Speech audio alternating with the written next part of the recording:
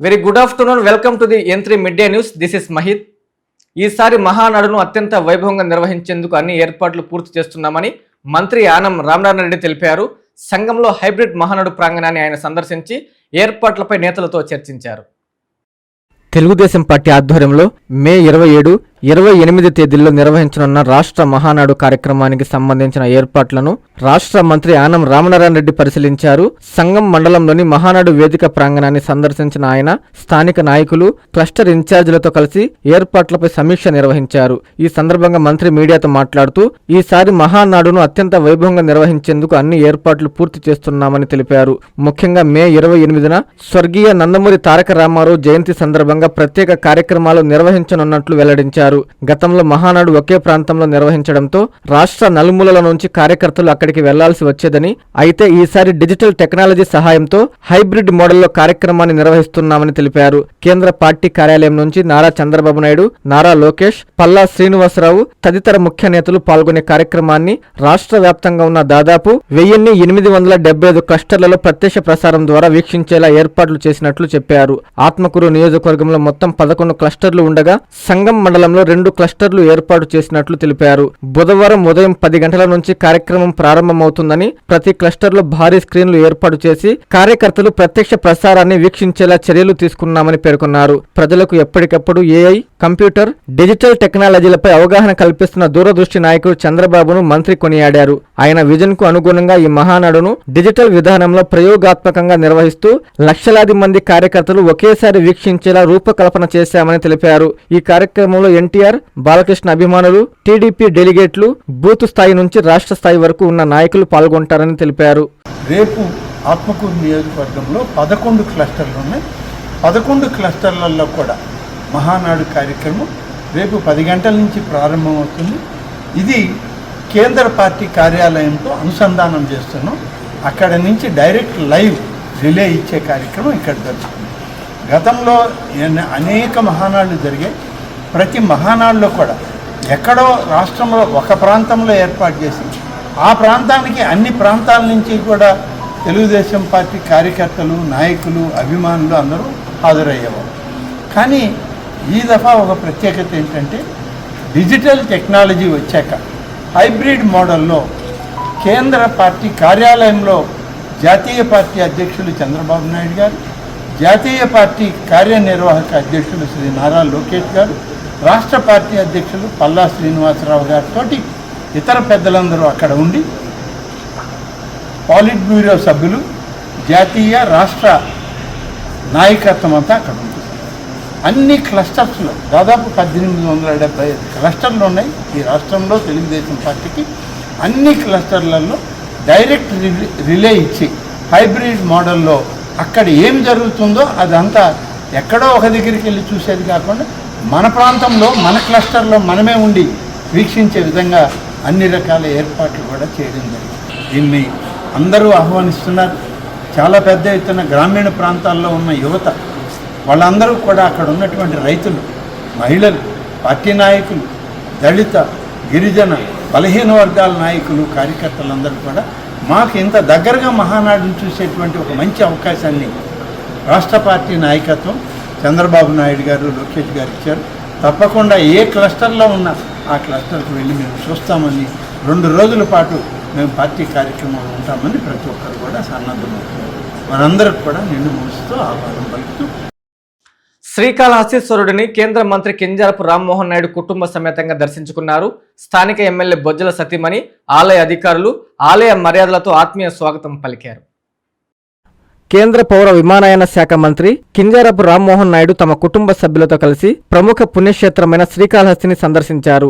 ఆలయ ప్రాంగణానికి చేరుకున్న కేంద్ర మంత్రికి శ్రీకాళహస్తి నియోజకవర్గ నాయకురాలు, ఎమ్మెల్యే బొజ్జల సతీమణి రిషితారెడ్డి ఆలయ అధికారులతో కలిసి సంప్రదాయబద్ధంగా అత్యంత ఘనంగా స్వాగతం పలికారు. అనంతరం వారు స్వామి అమ్మవార్లను దర్శించుకుని ప్రత్యేక పూజలు నిర్వహించారు. అనంతరం వారికి ఆలయంలో ప్రత్యేక దర్శన ఏర్పాట్లు చేసి శ్రీ జ్ఞాన ప్రసునామ సమేత శ్రీకాళహస్తీశ్వర స్వామి వారి దివ్య దర్శనాన్ని చేయించారు.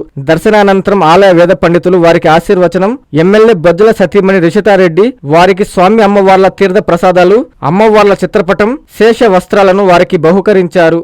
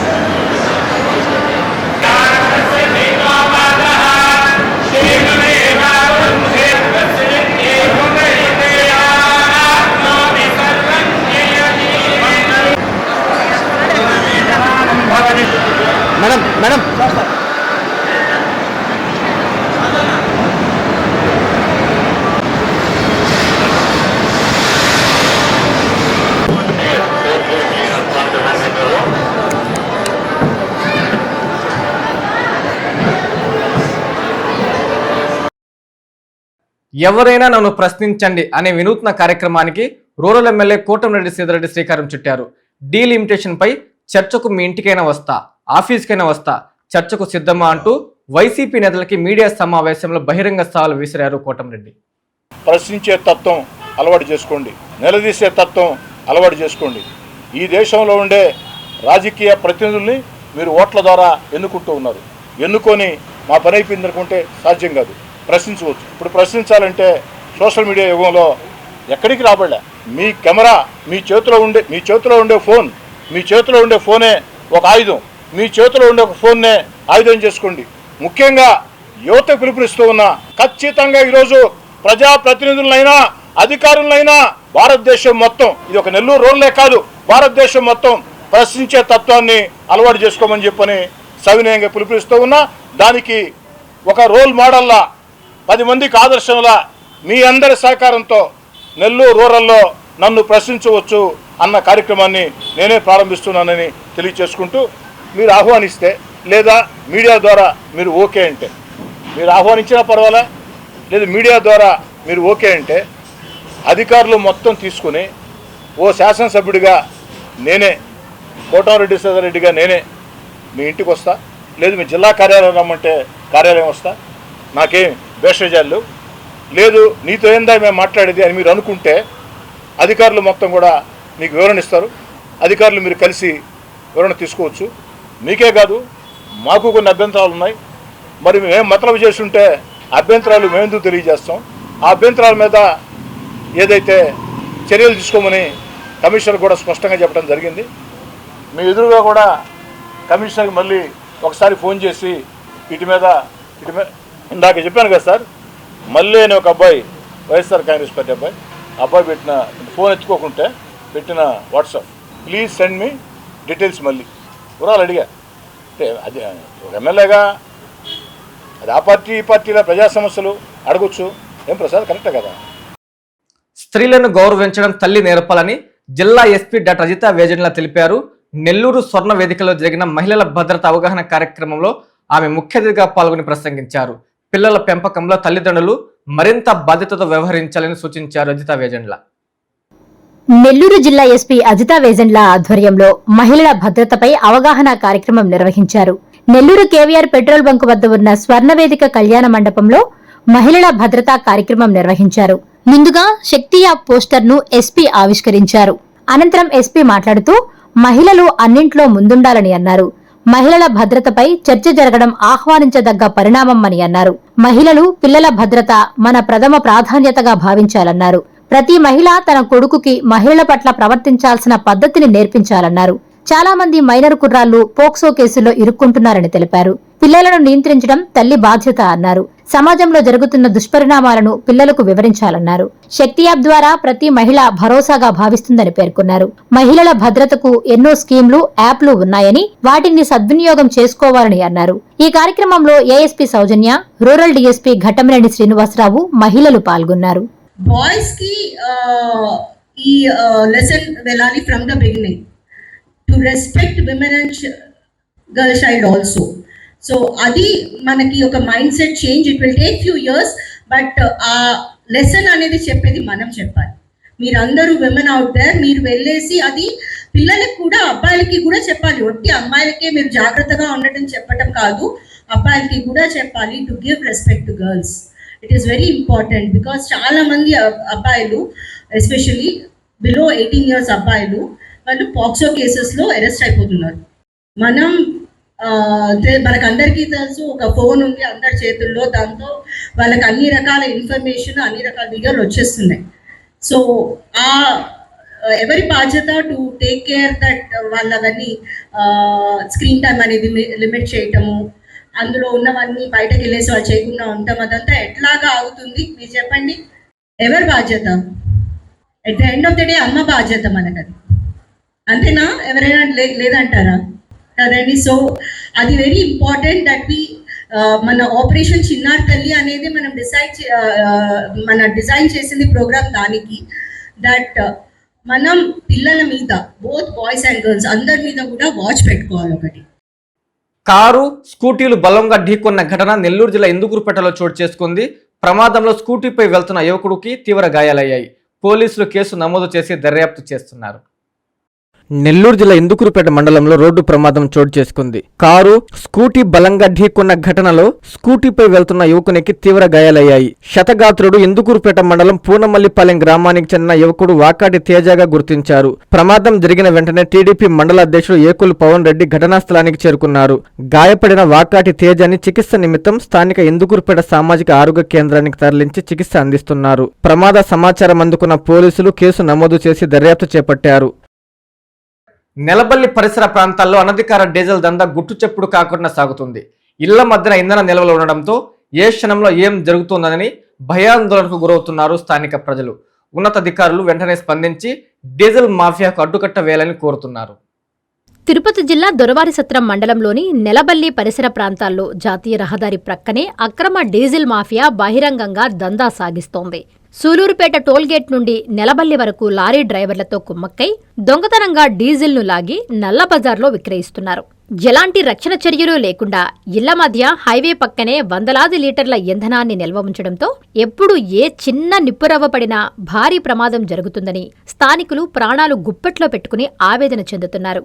నిత్యం అధికారులు నాయకులు ఇదే రోడ్డుపై తిరుగుతున్నా చూసి చూడనట్లు వ్యవహరించడం వెనుక భారీగా ముడుపులు ముట్టుతుండడమే కారణమనే ఆరోపణలు వినిపిస్తున్నాయి. సాధారణ పెట్రోల్ బంకులకు ఎన్నో నిబంధనలు పెట్టే అధికారులు ఇక్కడ ఏకంగా ఒక బంకు తరహాలోనే అక్రమంగా నిల్వ ఉంచి వ్యాపారం చేస్తున్నా మౌనంగా ఉండడంపై ప్రజలు మండిపడుతున్నారు.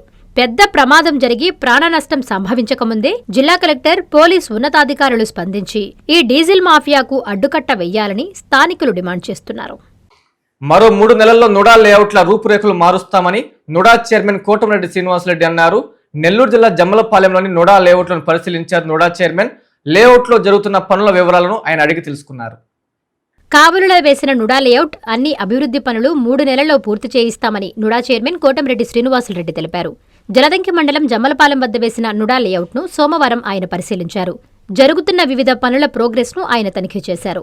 అక్కడకు వచ్చిన ప్లాట్ల యజమానులు వివిధ సమస్యలు ఆయన దృష్టికి తీసుకొచ్చారు. అన్ని సమస్యలు ఒక్కొక్కటిగా పరిష్కరిస్తున్నట్లు చెప్పారు. ఇప్పటికే తాను మళ్లీ చైర్మన్ అయ్యాక 14 కోట్ల రూపాయలతో వివిధ పనులకు టెండర్లు పిలిచినట్లు చెప్పారు. గతంలో జరిగిన ఇక్కడి అవినీతిపై ఇప్పటికే విజిలెన్స్ విచారణకు ప్రభుత్వం ఆదేశించినట్లు తెలిపారు. ఇందుకు తాను కూడా ఎంతో పట్టుబట్టి ఉన్నానన్నారు. ఆయన వెంట నుడా అధికారులు, టీడీపీ పట్టణ అధ్యక్షులు గుత్తుకొండ కిషోర్, ప్రధాన కార్యదర్శి జ్యోతి బాబురావు తదితరులు పాల్గొన్నారు. ఉదయగిరి నియోజకవర్గంలో ఉన్నటువంటి జలదంక మండలంలో జమ్మలపాలెంలో గత ప్రభుత్వంలో దాదాపు 98 ఎకరాలు లేఅవుట్ వేయడం జరిగింది. మధ్యలో ఒక 19 ఎకరాలు పెండింగ్ ఉంది. నేను వచ్చి 1.5 సంవత్సరం నుంచి కూడా ఆర్డీఓలకి, జాయింట్ కలెక్టర్ చెప్తున్నా దాన్ని ఎలాగైనా యాక్టివేషన్ చేయండి. మొత్తం కలిపితే వెనక ప్లాట్లు ఉన్నాయి, ముందు చెట్లు ఉన్నాయి, వెనక ఇల్లు కట్టుకోవాలంటే భయపడతారు. మొత్తంగా కలిస్తే ఒక అందంగా వస్తుందని నేను చెబుతూనే ఉన్నా. నా మాటలు అలాగే ఉన్నాయి. ఇప్పుడు మళ్ళీ ఇంకో కొత్త ఆర్డీఓ వచ్చాడు, గట్టిగా చెప్పాను. రేపటి నుంచి నేను ప్రతి సోమవారం, ప్రతి మంగళవారం ఖచ్చితంగా ఈ పని పూర్తయ్యే వరకు, ఎందుకంటే కాంట్రాక్టర్ శ్యాము ఒక మంచి కుర్రాడు దొరికారు, మాకు మంచి ఇంజనీర్లు మనోహర్ రెడ్డి గారు, బాలకోట గారు ఉన్నారు. వాళ్ళు దగ్గరుండి పనిచేస్తారు. ఇది 3 నెలల్లోనే పూర్తి చేస్తామని నాకు ఒక నమ్మకం ఉంది. ఒక ఆర్చి తయారు చేసాం, అడిగారు.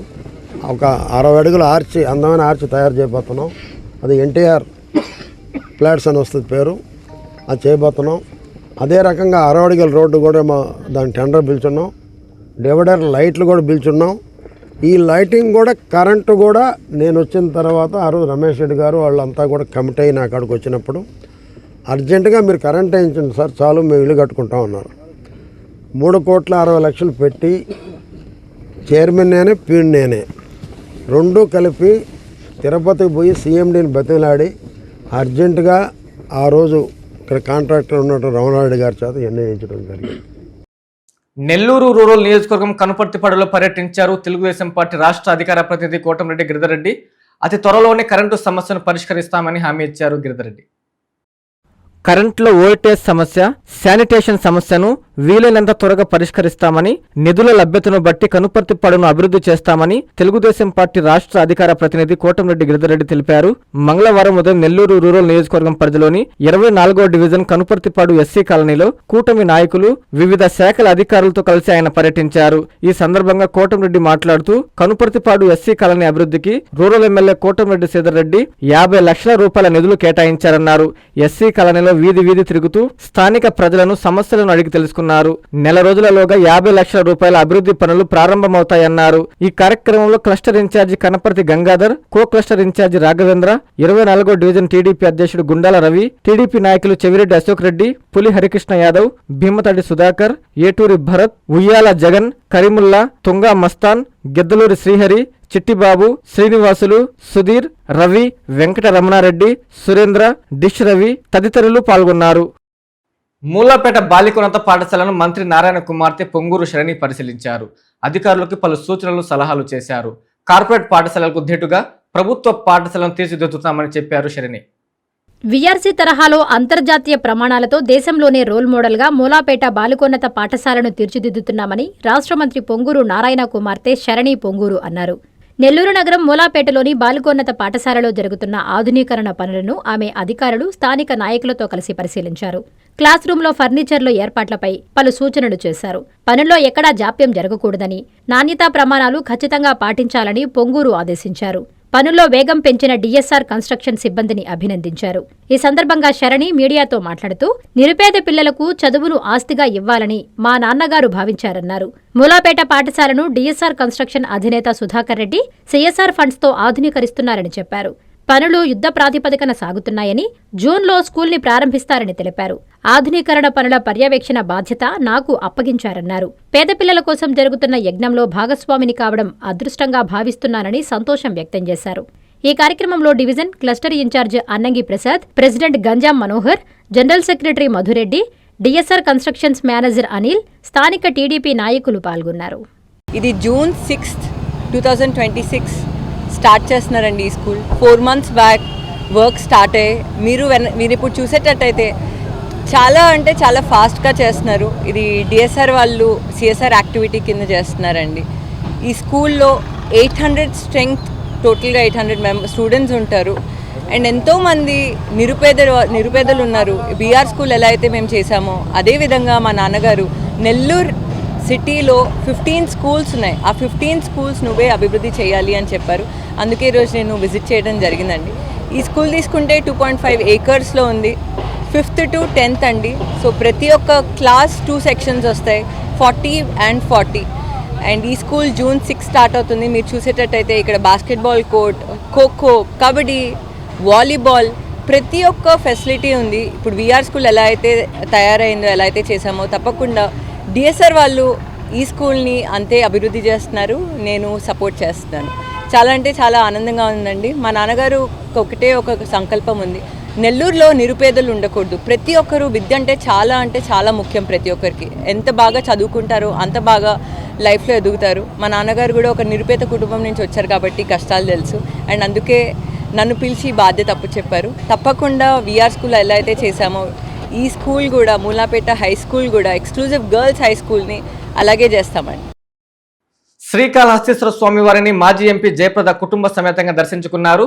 వారికి వేద పండితులు రాహుకేత పూజ, అభిషేకం, అంతరాలయ దర్శనం అనంతరం వేద ఆశీర్వచనం అందజేశారు.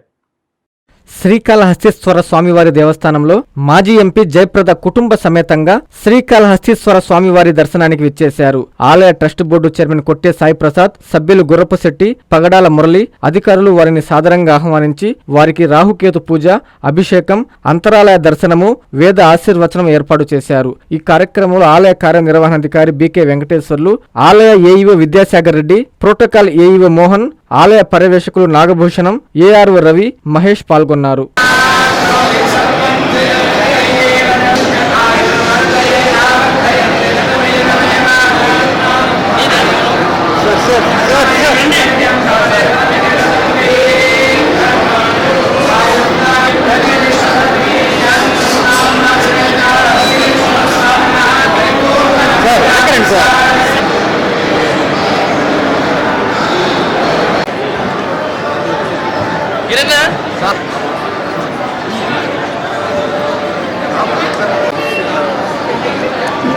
ఈ బులెటిన్ ఇంతటితో సమాప్తం. నమస్కారం.